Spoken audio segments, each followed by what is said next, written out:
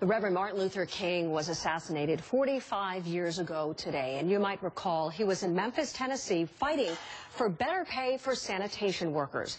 He marched with those men whose wages were so low they needed welfare to supplement their income. Well, the next day, King was killed. Now, 4 decades later, their struggle for jobs continues. Memphis sanitation workers, they are battling the city government to prevent private companies from taking over their jobs. Lee Saunders, he represents the sanitation union. He is president of the American Federation of State, County, and Municipal Employees, and he joins us from Memphis. Sir, very good to see you. Thank you for joining us here. You were elected last year as the union's first African-American president. It was something that surprised all of us, that it was a first, that it's been that, it's taken that long for that to happen. But you say the main problem now, the big problem here, is the move for government jobs to be privatized, and it's really threatening the workers' livelihood, sanitation workers. Can you tell us how? Well, privatization is affecting members not only in Memphis, Tennessee, but all over the country. But unfortunately, here in Memphis, the mayor is looking at privatizing sanitation workers, the jobs. He's looking at privatizing the custodian workers' jobs at the school districts. And we think that's a wrong-headed move, and we'd like to sit down at the bargaining table and discuss these kinds of issues and work out some kind of agreement that benefits our members and benefits the communities in the community in Memphis, Tennessee.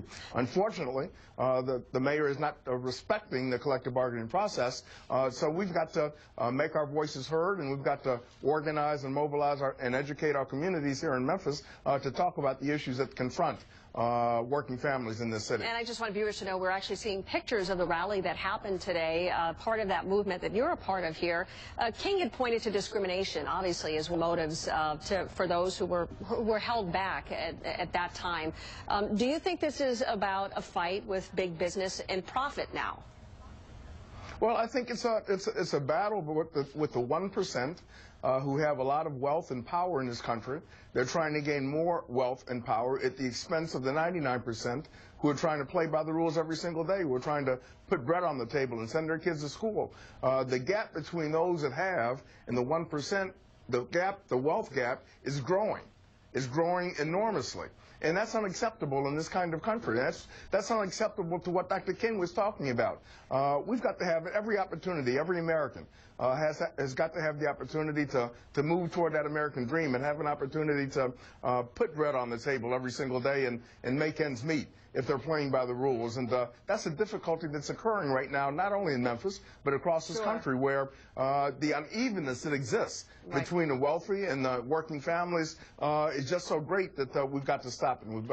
We've got to make our voices heard. Tell us here, because we're seeing these beautiful pictures of Martin Luther King and those sanitation workers, who were 1,300 of them, who marched with King back in 1968. And several of those men, they're still on the job today. Can you tell us, we know that they were inducted into the Labor Hall of Fame in Washington just last year. How are they doing?